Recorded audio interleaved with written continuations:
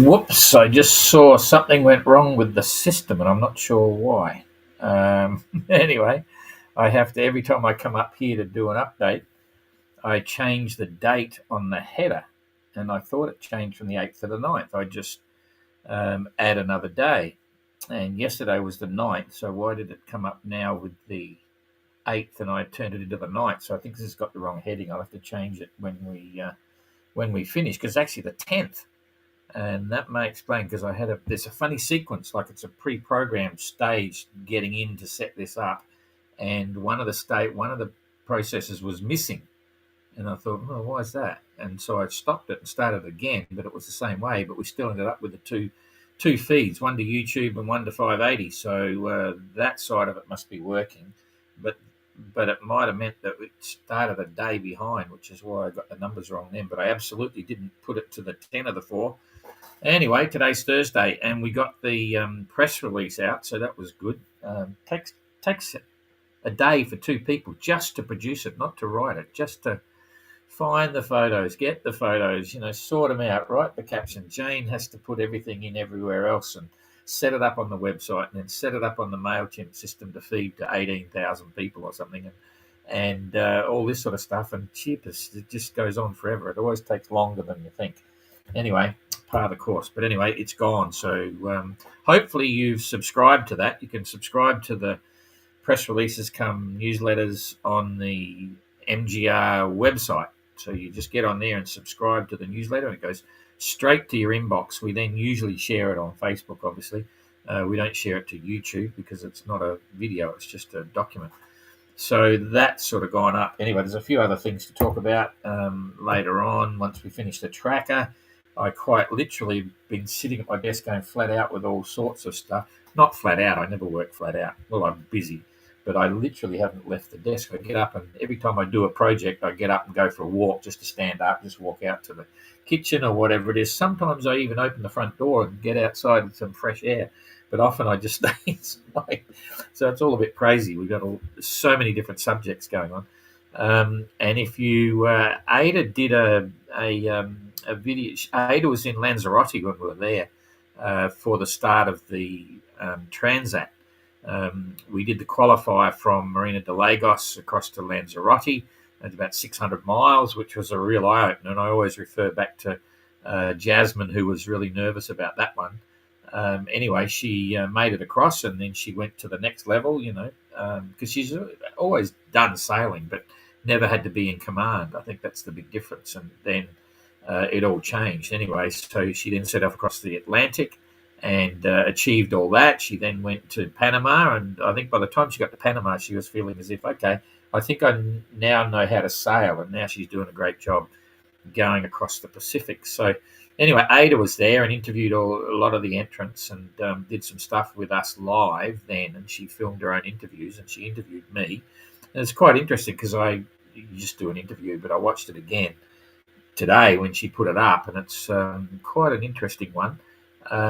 It was, Ada's got the happy knack of, when she interviews people, drawing out the right things, So I enjoyed listening to myself. I'm not really vain. I don't have an ego. People think I do, but I'm pretty normal. Anyway, but I thought it was a good explanation of the background of not only the MGR, but also the GGR and OGR. So you might enjoy that. Anyway, we'll see. And Ada's just done a short version of that, which I'm going to share around the places later, just explaining. And then she's got 3 or 4 segments that she's going to do on her YouTube channel. And she's got like 11,000 subscribers or something. She's got quite a following on social media in her own right.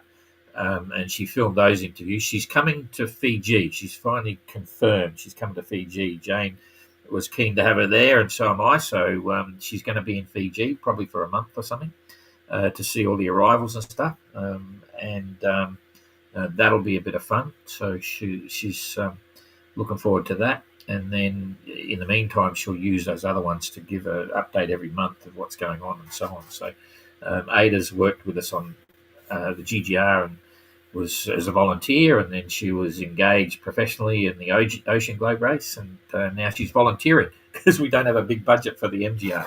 But anyway, we're happy to have her input. So, right, let's get on to the tracker. Now, there's a few people there. G'day, Paul. So I was looking for the tracker, but it's not there. This is there instead. So just to give people a walk around again, this is the news section of the website. And so if you get onto the news section, you'll see there's today's press release gone out, and you can go back and look at all the other press releases. It's quite interesting when you go back and have a look at what was going on.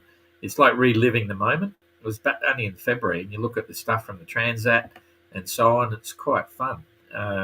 Just you realise how far we've all gone. They're well on their way to the Marquises now. I mean, there's still a long way to go, but that's a long way from Marina de Lagos in Portugal to now. A lot's happened since then, and this is going to go on month after month after month. So quite interesting. So if you get onto the news section, hit that, and you've got the whole press release there. John's tender, kind of nice. Hopefully, they said they're going to try and get away tomorrow, which I then said to Jane, send them a message to say, don't leave tomorrow, whatever you do. It's a Friday. Jacob's video there, the sharks, and stuff. So that's what you do. The other thing you can do to get to any of these things here is on the homepage. As soon as it opens up, you've got the boxes, you can hit anything. So live tracker, boat tours, blah, blah, blah. So if I hit the news section there, look where I end up, back at the news section. I wonder why, because it was marked news.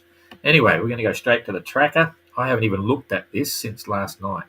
I didn't even look this morning because we started up pretty early we said, we'll get this press release out before lunch. All I had to do was the photos. So I don't know what's going on, but I haven't seen any dramas. So touch wood, touch wood. I think I better just check that you're. Yes, you are. Just checking because Jane's asleep at the moment. It's about 2 o'clock in the morning, I think, or something like that. 1 o'clock in the morning. So I've got no one listening. So if we go off the air, I don't really know. Oh yeah, they're chuffing along quite well. And as we suggested, my first instant impression is Josh is the only one that's going to lose out. Yeah, 2.9. And look at Renault, cheap at 6.4, 132 miles.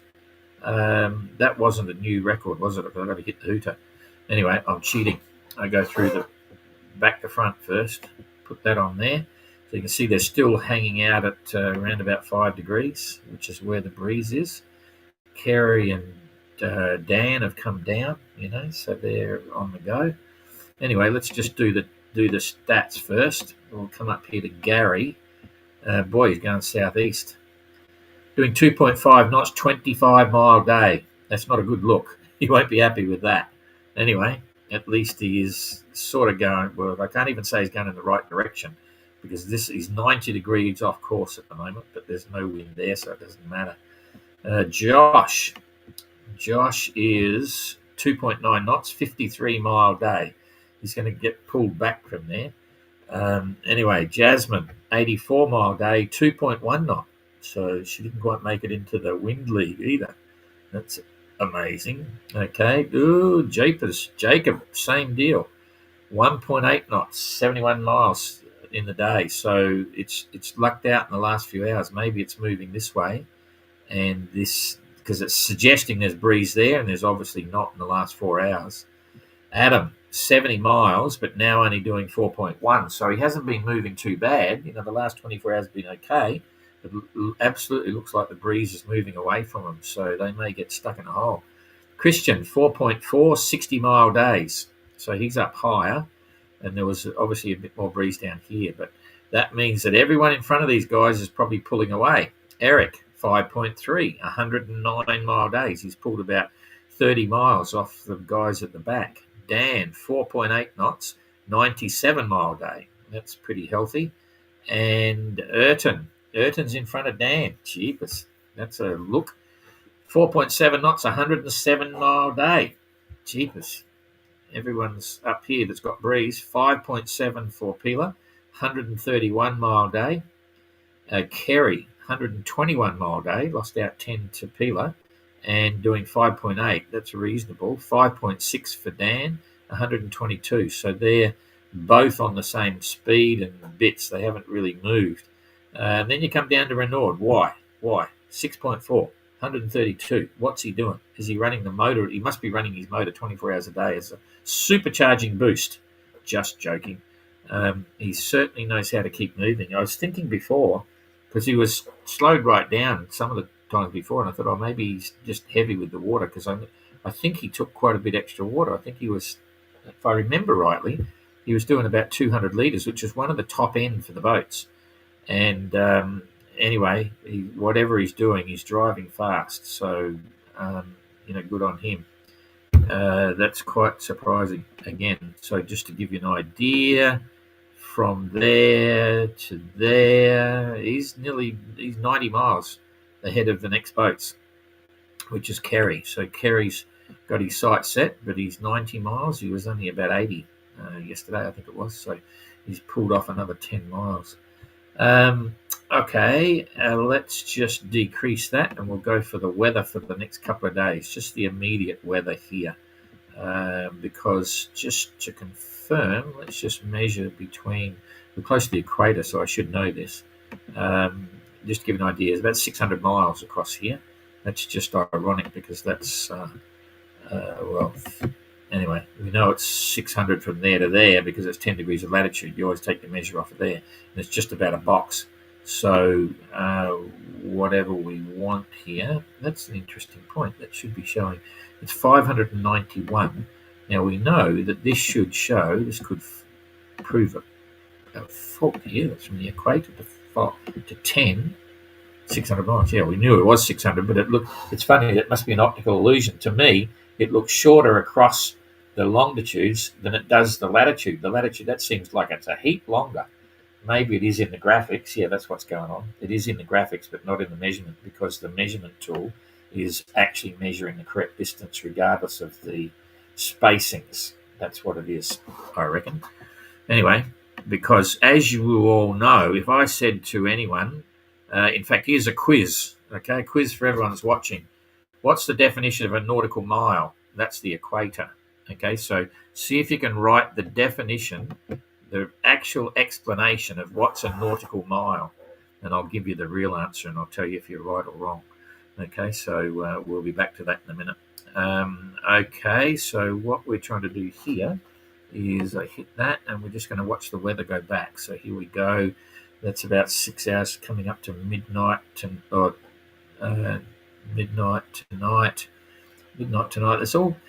It's pretty good actually, because the breeze is there. So I think the back end is going to start up, and they're right on the cusp of the range, but it's suggesting that there we go that's 2 days. That's why that's gone through. That's over the next 2 days. So let's go 2 days to the 16. It's 100 hours. 2 days. Okay, so there's 48 hours ahead, and they've just got to get a little bit further south, and there's still plenty of breeze all the way through there. So, but it's borderline.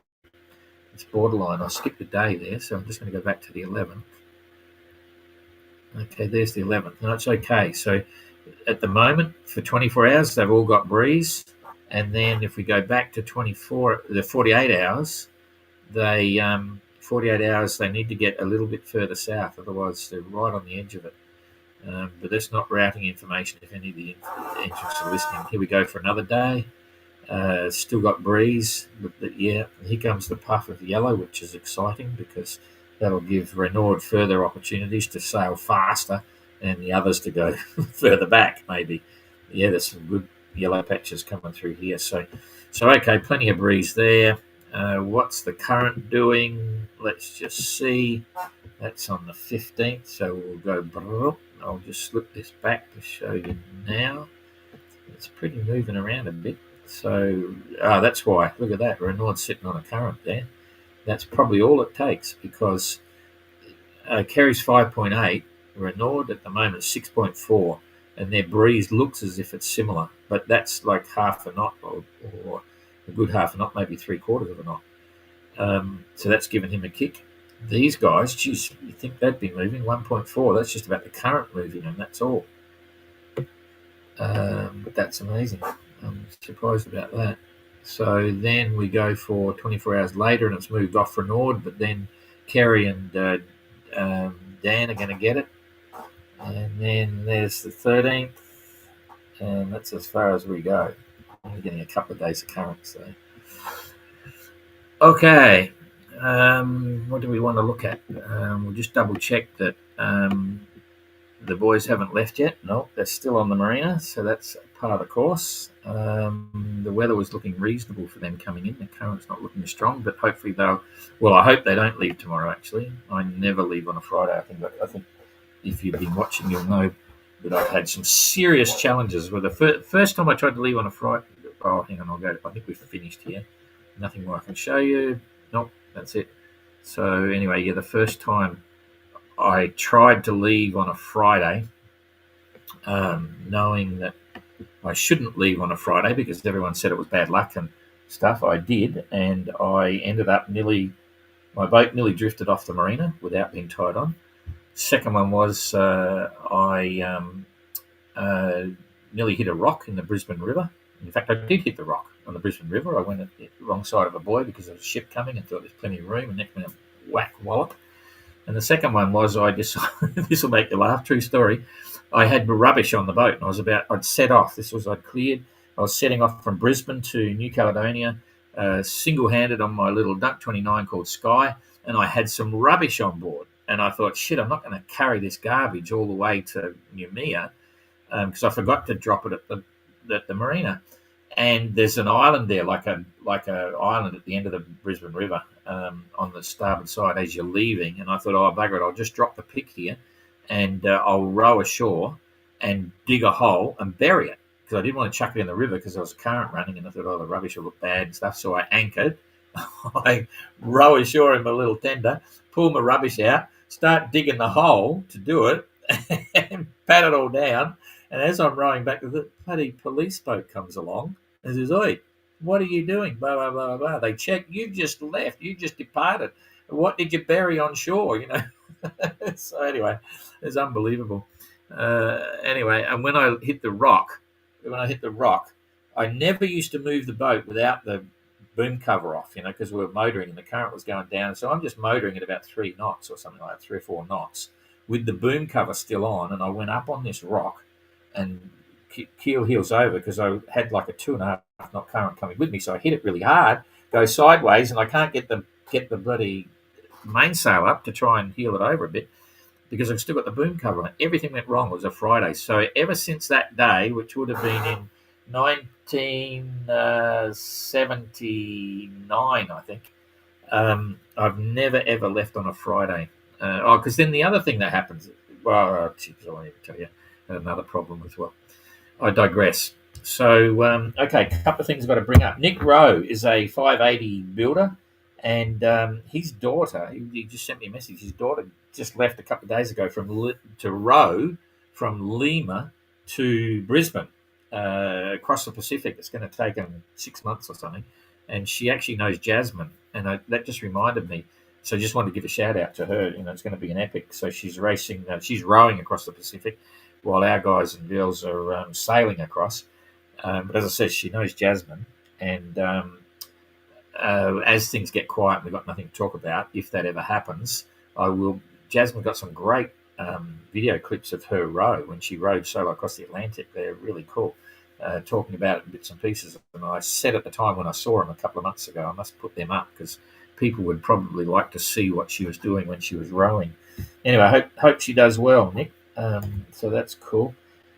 And I haven't got a lot to talk about other things because I haven't really been looking at the moment. But anyway, the other funny one was I won't mention names, but I put the question box up. So you'll see the question box there that you can put any questions on if you want. And I clearly said up the top, because I knew what would probably happen, only 4 questions per person. And one person pops in and they dropped in like 30 questions. So I had to hide. Anyway, so if you want to know a question, just get on the Facebook and put it there, and I'll answer them in a few days when it's maybe over the weekend when it's there. I think I've only got a couple of people here putting questions, but I'm having troubles trying to scroll things down, so I can only see 2. So that might be, yeah. Hi, Paul. I wonder how Renaud consistently gets more speed than anyone else. and he's up against some pretty good sailors. It can't be the boat being a one-class race. Perhaps sail choice and sail trim. Not necessarily. His boat is different than the others. It's not that different from Kerry. Kerry is particularly keen on weight. Renaud has no excess weight on board, and he was the only one that's trimmed the boat bow down in Panama in Bilbao before he left. It was interesting because if you trim the boat bow down, it doesn't steer very well. But he's obviously figuring on sitting in the cockpit himself a lot, and he can always bring the water back. The water's like water ballast. He can stack it in the cockpit. So I'm not sure most of the people were trimming their boat basically about in line, like reasonably parallel. I remember when I did the Transat, I inadvertently and unknowingly trimmed the bow down with too much stuff in the forecastle. Not it wasn't obvious, but I felt it wasn't going right. And after a few days, I realised and I pulled it back, and it was a lot better. So anyway, so yeah, he's sailing particularly well. I think he hand steers a bit. He must do. He's a good sailor. Renaud has been sailing all his life. As a kid, he was taken around the world with his parents, or sailed around the world with his parents on a boat, and then he sails in the lake. He sails foilers. He sails all sorts of stuff. So he completely understands sail shape. And the biggest eye opener for me, I think I learnt to fly. I learnt to fly in the late 80s. Okay, and the first thing you got to do when you learn to fly is pass your theory and stuff. And so you study a book called Basic Aeronautical Knowledge, and all of a sudden, when you're studying basic aeronautical knowledge, you understand everything about sailing because it's all about high and low pressures and foils and drafts and chords and all this sort of stuff. And it was like a wow moment because if you really want to be a good sailor, all the things you want to know about sail shape is in basic aeronautical knowledge, and you put them together with a few other issues like lateral resistance in the water, which you don't sort of get with a plane. It puts you in good stead. But suffice to say, Renaud is a good racing sailor, a performance sailor. Now, some of the uh, educated sailors, you put the white sails up and you get the sail shape looking right and all this, that, and the other. It's a difference. If you've been high performance sailing, you can look at a sail and just get the shape right straight away, and the combination between the head sail and the main sail, and use your telltales and all that sort of stuff. And that can make a difference. But he's up against Kerry, and Kerry is the other one that's a real performance sailor. And that's why those two are really having a go. And Kerry is very weight conscious. Kerry's biggest problem is he seems to be sorting everything out in port. He's not quite ready to go when he goes, and he's chasing little problems and always busy doing all this stuff. Whereas Renaud seems to be totally relaxed, and he only cares about one thing, that's the race. And I'm not saying that Kerry isn't, and I'm not saying that Holiday Dan isn't either, and I'm not saying I'm sure, Canadan is also a keen racer and all that stuff. So they're all trying hard, but for whatever reason, Renaud is always out there. So, but there's a few people on his tail. So let's wait and see. Can they sail directly to Tonga? No, they have to stop. We did this on purpose because if you could sail direct, Renaud wouldn't stop. I kid you not. He'd go straight past Marquesa, straight past Tahiti, straight past Tonga, and straight to to Fiji. Not quite like that. And some of the others would start to look at the tactical issues of the stopover. They might think, oh, there's really light winds now. Yeah, good time to stop. I'll stop for the whole 8 days and see what we got. Or they might be there 3 days and they look at the weather reports. Oh, time to go. I've got to go now. Boom, and they go. And part of the fun for everyone sailing around the world is the stopovers and the ports. So we, as a fleet, with the skippers and stuff, discussed all sorts of issues along those lines, whether they could choose, stop longer in one port or shorter in another port. And again, that could be a problem because they might say the weather's good now, I'm going to keep going. I'm going to stop there for 1 day, but I'll stop 10 days at the next port, and so on. And when it was getting out of hand on the first leg, I started to think this is crazy because we're distorting the original concept of the Mini Globe race. So I took control again. I just drew it all back. So forget that. You guys go away. This is what you're going to do. And so the stopovers are mandatory and they're compulsory. So they have to stop for exactly 8 days in Marquesas. They can stop for longer if they want, but the clock is running. They have to stop for 7 days in Papeete. Again, they can leave exactly at 7 days, or they could stay 10 days if they have a good time, but the clock is running. Same for Tonga, 8 days in Tonga, and then they get to Fiji. And in the same vein, I just put in another stopover for leg 3, which I've told all the entrants they're going to go to a place called Tanna in Vanuatu. And I've been there, spent quite a time there. Nearly killed me though. That's another story. Yeah, it did too. It's close at one of 3 occasions when I was nearly wiped out. Anyway, amazing place, an active volcano, cargo cult there, which is still sort of active, and it's Vanuatu, which is completely different feel and culture to Fiji and Tonga. So when they leave Fiji, they're going to go and stop for 5 days in Tanna, and it gives them a chance to go and look at the volcano and things. So the stopovers are a bit of fun, and they'll look back on, they'll get some cool photos and some cool experience and enjoy the place. And that's part of it's like John Guswell in Trekker. Everywhere he went, he had a ball. He wasn't in a rush to get going. Long answer for a short story, but we've got time, so I'm not too worried. Okay. Does Renaud use an electric autopilot rudder control? Yes, he's got one, and he would use it occasionally. And a lot of the others, you can have 2. You're allowed to carry 2 at any time on the boat, but they have to be the smallest tiller pilot for a given range. Okay, not interfaced with anything. They've got to be standalone, and the smallest ones. And I've got to say, I used to be sponsored by Raymarine for 20 years. Got everything, but that finished a long, long time ago. And Raymarine is good, but all the research I did, and it's looking like the case now, the Simrad tiller pilot is probably the most reliable because it's the most waterproof. And I did a lot of research on that before I chose Simrad, and I'm not associated with anyone anymore. But Trekker's original autopilot with Ayrton, who uses it quite a bit, it's still going. But a lot of the other ones are failing, and you've got to look after them. Never overload them. You can't expect it to drive the boat with full mainsail and blah, blah. It's going to overload it. They're never.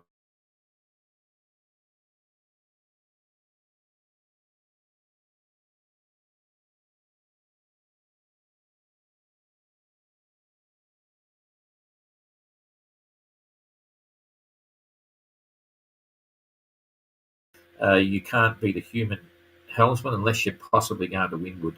If you're going to windward, sometimes the wind vane is better because it senses really well every little wind shift. That's my opinion anyway. Those electric autopilots seem to only last a few months before the environment takes its toll. That's right, but if you look after them and do little things, don't overload it. And certainly I've been seeing success with the Simrad one. Just the little ones, they're pretty cool. Yay, Christine. Adrian, 1 nautical mile is 1 minute. North-south, 60 minutes is 1 degree. Can't remember the textbook answer. Yeah, close but not right. 1 nautical mile is 1 minute of arc at the equator. Okay, that's it. Simple as that. 1 minute of arc at the equator. All right. So you've got 360 degrees around the equator. Okay, and every one of those degrees is separated into 60 minutes. Right, and 1 minute of arc represents 1 nautical mile. Okay, and so that's listed on your north-south latitude lines, right? But it's actually measured from the arc around the equator, and if you multiply 360 by 60, which is 360 degrees by 60 minutes, you'll end up with 21,600, and that's nautical miles. And so all this controversy about who's done a solo circumnavigation around the world because of this, that, and the other, the guideline is that any circumnavigation to meet the rules has to be at least 21,600 nautical miles. You may have seen that, and that comes from the fact that circumnavigating the world around the equator is exactly 21,600 miles. 1 minute of arc at the equator is 1 nautical mile. So it doesn't just read off the side of the chart. The side of the chart is printing the nautical miles from that definition of a nautical mile around the equator. So it actually comes from, that circumference. So Anyway, I digress. When does Jane come back? Oh, you're getting bored with me already. Yeah, we should put her up here and make her do a commentary. She'd freak. But anyway, so Jane doesn't come back. I go over, right? So I'll leave here on the 7th of May, I think it is, and then go to China. We actually live in China. We got anyway. It's a long story. Technically, we live in China. We have an apartment there on the Pearl River. A nice apartment, but I haven't been there since COVID, since January. No, it was February. I came back to do the Dusseldorf boat show in 20, January 20, yeah, I think it was. And COVID was just starting then. And when we came back out of that, I could see what was happening. I'd warned Jane a couple of months before. I said, "Jane, be careful. The first signs of a pandemic are coming up." Because before anyone even knew, I saw a report. And I said, "Geez, get ready, get some stuff in there." And then I've been kicked out ever since COVID came along, and then Chinese got really difficult with visas and all that sort of stuff. And I always get a family visa, so it's not a problem. But now there's no problem. You can go. Australian can go into China for a month without a visa. I think it is. So I'll be back there for a week, and then we go straight to Fiji. So busy times. Okay, that's me done. Thank you very much, everybody. So half an hour, cheapest. I'll see you all later on. Okay. Witness history in the making. The McIntyre Mini Globe Race 2025. Small boat, huge adventure.